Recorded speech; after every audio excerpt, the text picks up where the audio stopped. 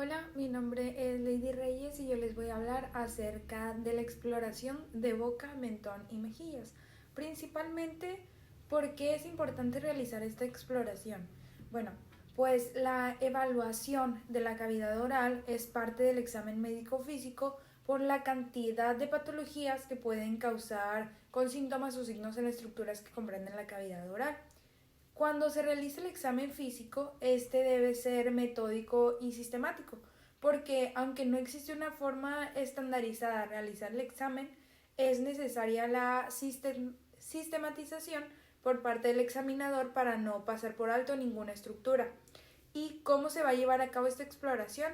Bueno, antes de comenzar, el paciente debe de estar semisentado cómodamente con la cabeza apoyada y el instrumento básico consiste en una buena fuente de luz, ya sea directa, o sea, por medio de una lámpara o luz natural, o indirecta, que puede ser un espejo dental o espejo frontal, y también se deberá contar con instrumental para desplazar los tejidos blandos. Esto podría ser un espejo dental o un bajalenguas y siempre utilizar guantes.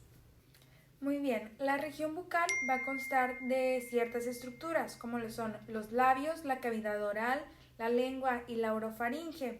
Estas estructuras son las que más adelante en la exposición vamos a explorar o palpar. Sin embargo, antes de comenzar con la exploración, tenemos que estudiar un poco la anatomía de estas estructuras para conocer lo que está bien, lo que es normal y lo que no. Muy bien, ahora vamos a hablar acerca de la anatomía del vestíbulo bucal. Principalmente, y partiendo desde que la cavidad bucal se dividirá en dos partes, el vestíbulo bucal y la cavidad bucal propiamente dicha, tenemos que el primero es un espacio ubicado entre la superficie interna de los labios y mejillas y la superficie externa de los dientes y encías. Con respecto a lo que son sus límites, el límite externo serían los labios y las mejillas, lo que conocemos coloquialmente como cachetes, mientras que el límite interno van a ser los dientes y las encías. Además, va a existir una comunicación del vestíbulo con la cavidad bucal que se encuentra por detrás del último molar, y detrás de esto tenemos la rama ascendente de la mandíbula, que es el huesito que se encuentra ahí. Por último, algunos músculos que conforman este espacio son el orbicular de la boca, el bucinador, el risorio y el elevador del labio superior, incluso otros más. Ahora vamos a hablar acerca de la cavidad bucal propiamente dicha. Esta es el espacio demarcado desde la superficie interna de los dientes hasta la orofaringe. Su límite superior es el paladar duro y blando, terminando en la úvula, mientras que posteriormente termina en la comunicación con la orofaringe mediante el istmo de las fauces. Además, tenemos que la cavidad bucal propiamente dicha se encuentra completamente ocupada por la lengua cuando la boca se encuentra cerrada. Algunas estructuras propias de la cavidad bucal son la lengua, los dientes, las encías, el paladar duro y blando, la mucosa yugal y las glándulas salivales. Estas en conjunto colaboran en la formación del bolo alimenticio para la digestión de los alimentos. Más adelante se detallará brevemente cada una de estas estructuras. Acerca de la anatomía de los labios, tenemos que los labios se encuentran en la entrada de la cavidad oral. Estos designan lo que es la parte externa de la boca y su función principalmente es la de proporcionar competencia para la cavidad oral durante la masticación y el reposo. Asimismo, nos proporciona cambios de expresión facial que nos facilita el lenguaje no hablado. Los labios se componen de piel, semimucosa y mucosa. Tenemos que, como aspectos importantes, es relevante señalar que tenemos un labio superior y un labio inferior. Estas son estructuras rellenas de tejido conectivo que esconden adentro el músculo orbicular de los labios. Este es un músculo muy importante de esta región. Tenemos que el labio superior está compuesto por 4 subunidades: mucosa o bermellón, el filtro o surco subnasal y los laterales, mientras que el labio inferior limita hacia arriba con el borde superior del bermellón inferior, hacia los lados con los pliegues melolabiales y hacia abajo por el pliegue mentolabial o labio mentoniano. Este posee 2 subunidades que son la mucosa o bermellón y central. Finalmente, ambos labios se van a unir en una región o en una esquina que se le denomina comisura labial. Por otra parte, una línea muy fina y pálida acentúa la diferencia de color entre el bermellón y la piel normal, que se le llama línea cutáneo-mucosa. Esta es como el borde de los labios. Igualmente vamos a ver una estructura que la vamos a encontrar en la parte anterior de la piel del labio superior, que es una depresión llamada filtro, filtrum o surco subnasal, dependiendo de la bibliografía. Tanto el labio superior como el labio inferior tienen un repliegue que los une a la encía correspondiente. Estos repliegues se llaman frenillos de los labios, que son estructuras que se encuentran dentro del vestíbulo, por cierto. Mi nombre es José Sánchez y yo les hablaré acerca de patologías relacionadas con la cavidad bucal, tanto en el vestíbulo bucal como en la cavidad bucal propiamente dicha. Para empezar, voy a hablarles acerca de la parotiditis. La parotiditis es una enfermedad vírica aguda causada por un agente infeccioso que afecta principalmente a las glándulas parotídeas. Y asimismo, esta infección causa una inflamación, que se le conoce como parotiditis, con tumefacción de la glándula, que puede observarse con distensión marcada en la mejilla. Asimismo, aparece un dolor intenso, ya que la fascia parotídea limita la tumefacción, y el dolor suele empeorar durante la masticación. ¿Esto por qué? Ya que la glándula, al aumentar de tamaño, vuelve el borde posterior de la rama de la mandíbula y al abrir la boca queda comprimida contra el proceso mastoides del hueso temporal. Y asimismo, este virus también puede causar una inflamación del conducto parotídeo, que el conducto parotídeo es un conducto que principalmente se encuentra, pasa por el borde anterior del músculo macetero y desemboca a nivel del segundo molar en el del maxilar, y pues ahí se da su desembocadura. Y sabemos que al haber una inflamación, va a tener un enrojecimiento de la papila parotídea, que la papila parotídea no es nada más que ese mini esfínter que se genera, que se mira en el vestíbulo bucal, en la mucosa bucal, y en esta pequeña protuberancia situada en la apertura del conducto al penetrar en el vestíbulo bucal superior. Asimismo, el dolor producido por estas paperas puede confundirse con dolor dental. El mencionado enrojecimiento de la papila es a menudo un signo precoz que se orienta sobre la causa del proceso. Asimismo, la patología de la glándula parotídea a menudo se asocia con dolor en la oreja, en el meato acústico externo, en la región temporal y en la articulación temporomandibular. ¿Esto por qué? Por la inervación sensitiva que tiene dicha glándula, ya que esta está inervada principalmente por el nervio auriculotemporal, que proviene del trigémino de su tercera rama, que es la división posterior, que es el nervio auriculotemporal, y el auricular mayor, que el auricular mayor proviene del plexo cervical, de C2 a C3, y esto se relaciona a estos dolores, ya que dicha inervación sensorial de la glándula y de su fascia también aportan fibras sensitivas a la piel que recubre la fosa temporal y la oreja. Asimismo, puede haber no solo afectaciones en las glándulas parotídeas, sino que también puede haber afectaciones en las glándulas submandibulares y también en las glándulas sublinguales. Entonces hay ciertos estudios que se hacen mediante algún contraste que se miran ya a través de una radiografía que determina si dichos conductos se permanecen ya sea obstruidos mediante un acceso o no.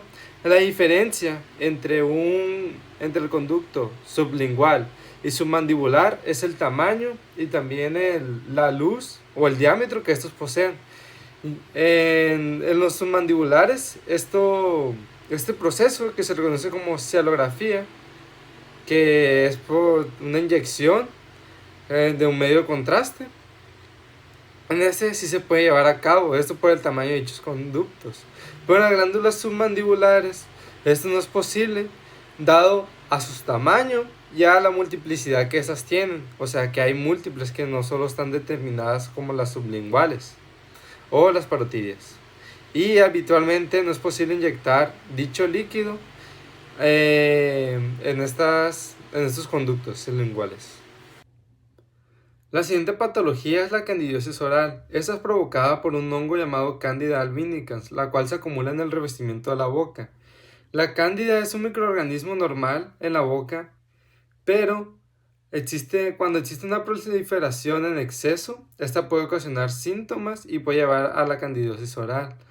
Esta candidiasis se manifiesta principalmente como placas blancas en la lengua o en el interior de las mejillas, o sea, en la mucosa bucal. También puede afectar la parte superior de la boca, en la mucosa palatina, alcanzar las encías, las tónsilas palatinas y la parte posterior de la garganta. Esta enfermedad es más frecuente en los bebés y en los adultos mayores, ya que tiene una inmunidad reducida en personas que tienen el sistema inmunitario inhibido o ciertas enfermedades o en quien toman determinados medicamentos. También la candidiasis oral es un problema menor si la persona es sana, pero si el sistema inmunitario es debilitado, los síntomas pueden ser más graves y más difíciles de controlar. La siguiente patología es el pengifoide de las mucosas. En este caso es la mucosa oral. Esta es una enfermedad autoinmune con anticuerpos contra la membrana basal de los epitelios. Y es una enfermedad crónica poco común que suele afectar a los pacientes mayores de 50 años de edad.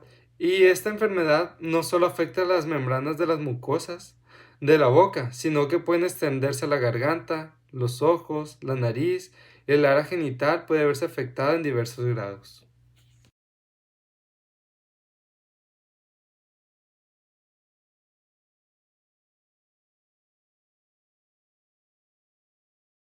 La lengua es un órgano muscular muy móvil que se encuentra dentro de la boca y tiene muchas funciones, por ejemplo, la deglución, una función gustativa, masticación, articulación del lenguaje, entre otras.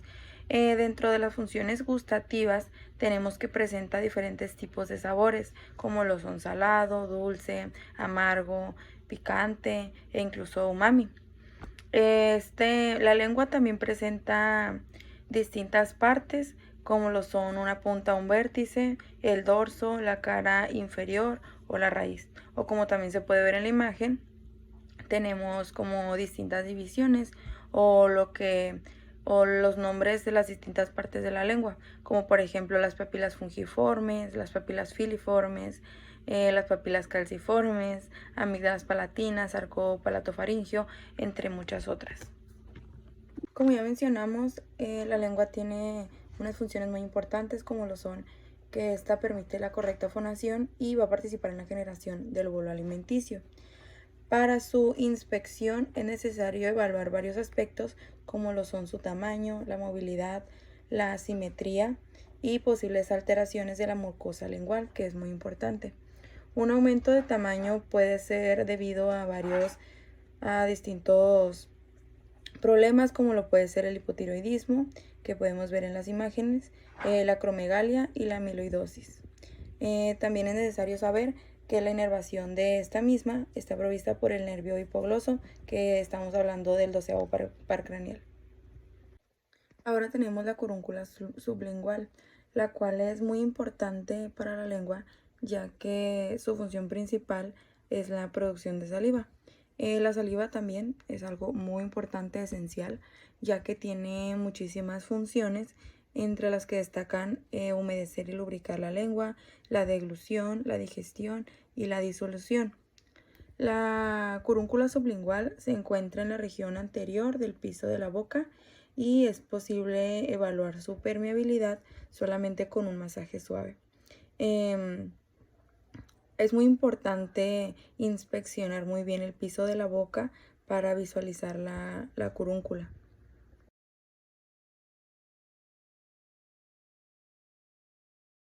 Continuamos con la orofaringe, la cual se caracteriza por tener una mucosa rosada que es susceptible de inflamarse y ulcerarse frente a distintas infecciones virales. La orofaringe es también el lugar por donde transitan los alimentos, líquidos, saliva al ser tragados, desde la boca hacia el esófago. y tenemos que en su cara anterior limita con la cavidad bucal por medio de los pilares palatinos anteriores y posteriores y a cada lado las amígdalas palatinas. La orofaringe es muy importante ya que cumple con un proceso llamado deglución, el cual se hace en 3 fases. La fase 1, o también llamada voluntaria, es donde el bolo entra a la boca y comprime con el paladar y se impulsa hacia la orofaringe, para después continuar con la fase 2.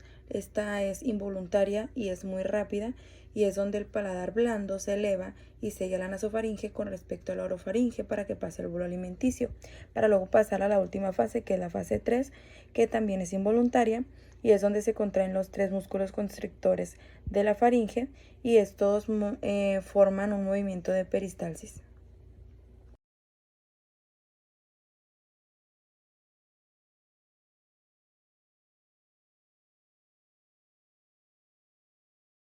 Pasaremos con lo que sería el siguiente punto, que sería el mentón y las mejillas. Para ello, se realiza de manera externa lo que sería el estudio del mentón, se realiza de manera externa con un conjunto o es una subdivisión de un estudio total de la cara. La exploración del mentón debe ser bilateral, usando una palpación firme en busca de anormalidades que el paciente pueda referir dolor. Para ello, tenemos que explorar toda la rama mandibular y obviamente por dentro tenemos que incluir lo que sería el mentón para buscar lesiones glandulares o adenopatías. Para ello, se va a recomendar al paciente que incline la cabeza hacia el lado que ocupamos explorar. Durante la exploración de las mejillas, o en este caso la exploración interna, lo que se debe valorar es la presencia tanto de proliferaciones, erosiones o también la presencia de úlceras bucales. La exploración o examinación de la región bucal, de la cavidad bucal propiamente dicha y las estructuras que la comprenden, así como de la faringe, es de suma importancia para el mantenimiento de la salud óptima de los pacientes y no solamente para mantener la salud dental, como se podría creer, sino también para el diagnóstico oportuno, la prevención de distintos tipos de enfermedades de índoles totalmente diferentes. Entonces, para poder realizar una buena examinación de la región bucal es de suma importancia conocer qué cosas comprenden la examinación.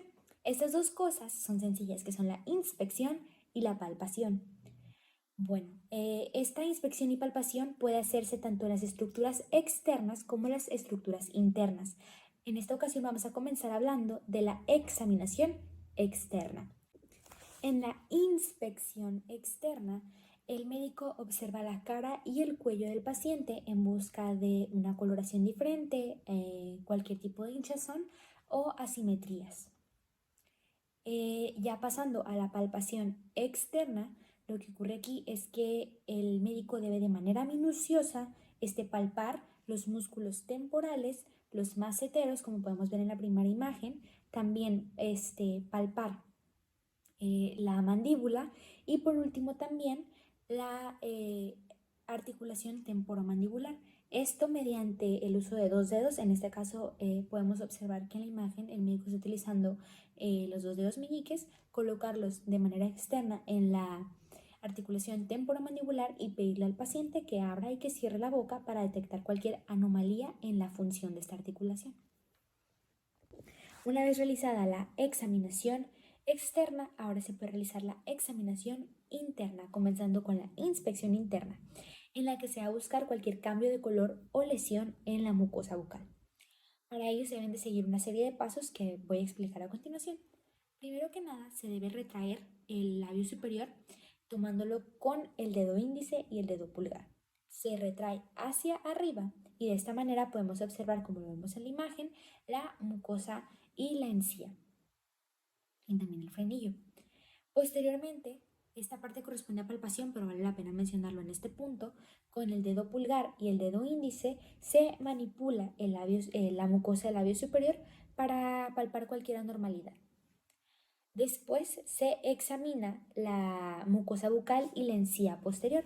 Para ello se debe retraer la mucosa bucal de la mejilla hacia arriba y posteriormente hacia un lado, comenzando con un lado y después con el otro. Es decir, puedes comenzar con el lado derecho y después con el lado izquierdo. De esta manera, también puedes observar el conducto de Stenman de la glándula parótida, y si esta está inflamada, pues también puedes observar cambios en la estructura de esta región. Posteriormente se va a retraer el labio inferior, también utilizando el dedo índice y el dedo pulgar, se va a retraer y a jalar un poco hacia adelante. De esta manera vamos a poder observar la mucosa, tanto la alveolar como la labial. Después también vamos a poder observar el frenillo, las encías y los dientes. Una vez observado esto, terminaríamos observando lo que es el vestíbulo bucal y pudiéramos observar el paladar. Para ello le pides al paciente que abra la boca y que eche la cabeza hacia atrás para poder observar de la mejor manera esta estructura, específicamente el paladar duro. Posteriormente, con ayuda de un abatelenguas y mientras el paciente dice A para poder descender la lengua y poder observar mejor las estructuras, vamos a lograr ver tanto las tónsilas como la faringe posterior, como la úvula, el paladar blando y también el velo del paladar. Para poder observar el suelo de la boca y la porción ventral de la lengua, es necesario pedir al paciente que abra la boca y eche la lengua hacia atrás, hacia el paladar. De esta manera vamos a poder observar estructuras como las venas linguales, la porción ventral de la lengua, el frenillo lingual extendido y también los conductos de las glándulas submandibulares. Y finalmente, terminando con la inspección interna, vamos a tomar una gasa y con esa gasa vamos a tomar la lengua del paciente, el ápice de la lengua, y la vamos a extender hacia afuera de la boca y hacia primero un lateral y después hacia el otro. Es decir, puedes comenzar extendiéndola hacia la derecha y después hacia la izquierda. Esto con el fin de examinar los bordes linguales en busca de cualquier lesión, de cualquier cambio de color, como ya se mencionó antes, y pues cada uno de estos bordes. En cuanto a la palpación interna, además de las que ya les había mencionado sobre el labio superior, también se puede palpar el suelo de la boca y la mucosa mediante una técnica bimanual. Como podemos ver en la imagen, el médico introdujo uno de sus dedos índice por debajo de la lengua y en el suelo de la boca y el otro por el otro lado. Esto con el fin de empujar hacia arriba esas estructuras y poder permitir detectar cualquier tipo de cambio en la textura de esta región o cualquier nódulo, cualquier tumoración.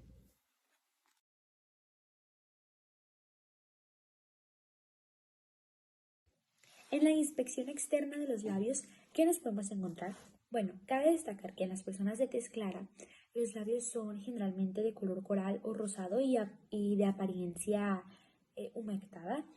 En las personas de tez más oscura, los labios pueden ser de color marrón o incluso azulado, lo que puede confundirse con cianosis cuando no lo es. Pero bueno, ¿qué debería de encender señales de alarma? Unos labios pálidos, por ejemplo, pueden indicar anemia, labios cianóticos pueden indicar falta de oxígeno, labios secos y agrietados pueden indicar deshidratación o exposición a un clima frío. Existen otro tipo de lesiones, por ejemplo la queilitis angular, que son enrojecimientos en las comisuras de los labios y se da principalmente por deficiencia de hierro o deficiencia de vitamina B. Y también es más común encontrar este tipo de lesión, la queilitis angular, en adultos mayores. Posteriormente existen otro tipo de lesiones características de enfermedades, por ejemplo las lesiones por el virus del papiloma humano o las lesiones por el virus del herpes simple de tipo 1, como lo podemos ver en la imagen de la izquierda, y en el lado derecho podemos ver lesiones por cáncer de piel. También podemos observar en los labios hinchazón, que puede estar dada tanto por alergias como por heridas.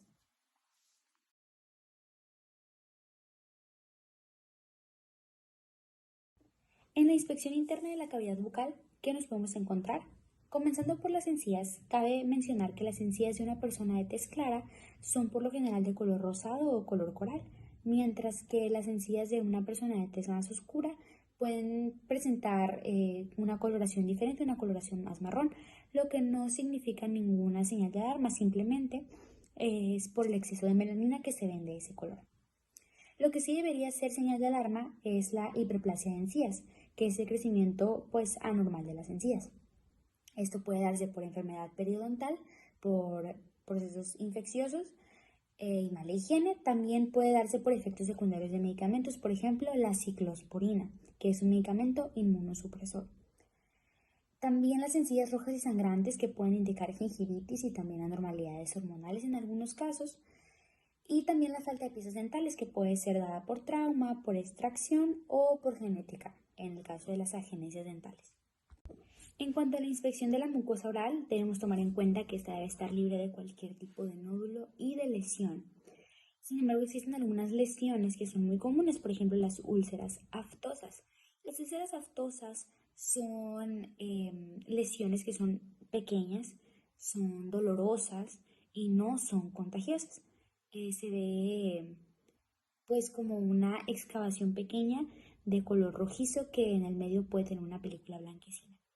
Después podemos observar otra lesión que es como una ondulación de color blanquecina en la mucosa bucal, y esta puede darse con la irritación, por ejemplo, en caso de broncoaspiración, y también puede estar presente en caso de mordedura, que es donde se unen los dientes superiores y los dientes inferiores. Y en la inspección interna de la lengua, ¿qué nos podemos encontrar? Bueno, primero que nada, una protrusión asimétrica de la lengua nos indica una lesión en el nervio hipogloso. Y hacia donde se protruya la lengua será hacia el lado donde se encuentra la lesión. Una lengua normal debe moverse libremente y aparecer visiblemente húmeda, mientras que una lengua roja y carnosa nos puede indicar deficiencias de hierro y de vitamina B. Una lengua negra y vellosa puede indicar una sobreproliferación bacteriana o fúngica, o también el uso de antibióticos.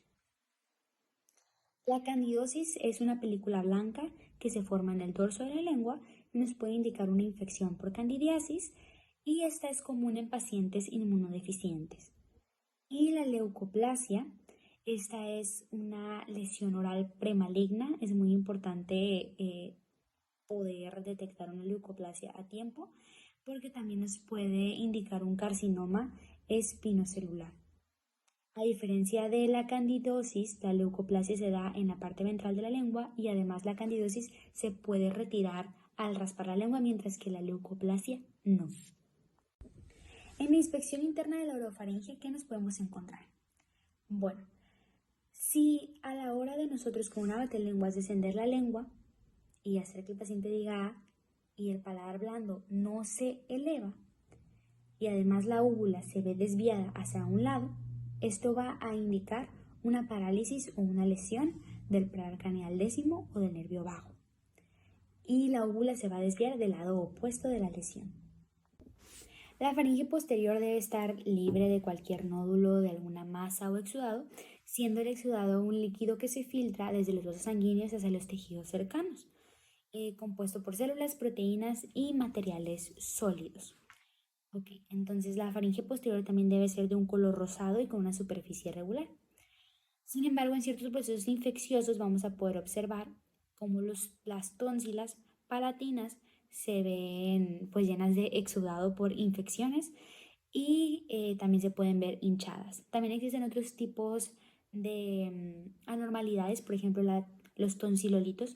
Los tonsilolitos son masas sólidas que se forman en las partes porosas de las tónsilas palatinas, se incrustan ahí y pues pueden generar halitosis.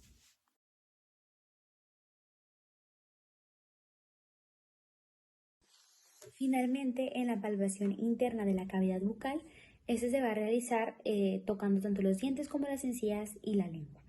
Para los dientes se debe de tomar con los dedos cada pieza dental e intentar moverla. Si ésta se encuentra floja, nos puede indicar trauma o alguna enfermedad periodontal. También las encías, bueno, su consistencia debe ser firme, no debe ser suave. En caso de que una encía sea suave, esto nos puede indicar trauma o algún tipo de infección. Finalmente, En la palpación de la lengua, con 2 dedos se va haciendo presión sobre el dorso de la lengua y sí, se debe sentir algo áspera y eso es normal.